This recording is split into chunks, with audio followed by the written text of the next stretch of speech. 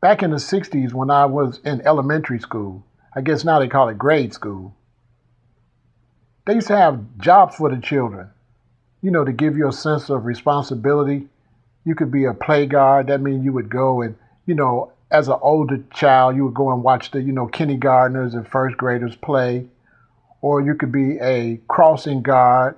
You get the little orange belt and go out and help direct traffic, make sure the kids don't get hit by cars.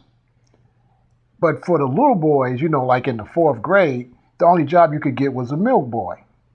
So I became a milk boy. And boy, I had fun doing that because we'd go around right before lunch and give all the children their milk. And you would get the extra milks, the extra chocolate milks or whatever. And you get to hang out down in the janitor's room where, the milks came in at. And down at the janitor's room is where all the teachers would throw away stuff they didn't want anymore. So I would get all kind of crayons and colored pencils and erasers and pens. It was fantastic. So one day I found some carbon paper. And I was amazed because you could lay it down and draw on one piece of paper and it would come out on two pieces of paper.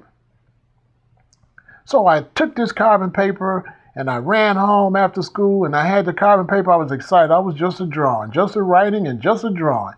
So, when you're real smart, sometimes you do some dumb shit because, the light bulb came in my head and I don't know what the hell it told me, but some kind of stupid way I ended up in the bathroom with a piece of the carbon paper. And I put the carbon paper in the sink and the water hit it. And when the water hit it, the ink got at the bottom of the sink. A big spot about that big. So I try to wipe it with some toilet paper. But when I went to get the toilet paper, the ink got all over the toilet paper roll and the wall by the toilet paper roll because I was touching stuff. And when I started rubbing it, instead of it coming up, it smeared and smeared and smeared till the whole bottom of the sink was like blue. And it kept getting lighter and lighter blue because I was smearing it.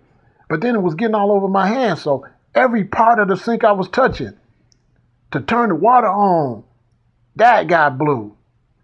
All the side of the sink got blue. I touched the light switch, it got blue. I was touching my clothes, got blue ink all over my clothes. I dropped shit on the floor and went to pick it up and got it all on the floor. Got it all on the scale that you stand on to weigh yourself. By the time I got finished, there was blue ink over the whole bathroom. It was a disaster. So my sister came and seen it. And children back then, boy, we was rough with the teaser. She was like, mama gonna get you when she get home. Mama gonna get you. And my mother used to get home at 4:30 every day on the dot. So when it got about 4:22, I just started crying. I was crying like a motherfucker, man, because I was terrified because it looked horrible. I knew my mama was going to kill me. So my mother comes home. My sister rushes up behind her in the stairs to look and see all the excitement. My mother seen I was standing there crying, tears just pouring. I had already beat myself up. So she said, boy, get out of my face, going downstairs. So she had me going downstairs, took all that ink, clothes and stuff off me, washed my hands. And she went under the kitchen sink and got some stuff. And she went back up the stairs to the upstairs bathroom where I made the mess at. So I went to the bottom of the stairs and looked up and watched her go in there and close the door. And I know I'm exaggerating when I say the time frame on this, but to me it was like Superman. You know how Superman go in the booth, then he come right back out with the cape on and fly. So when my mother went in the bathroom, even though it was probably like 15, 20 minutes, to me it seemed like 2 minutes. She was in the bathroom and then she was out. And when she came out the bathroom, I had to go look and see. And when I went and looked in the bathroom, there wasn't no ink nowhere. And at that point, I was thinking, my mama is a superhero. Because I could not believe that could be gotten up. Because I sure couldn't get it up.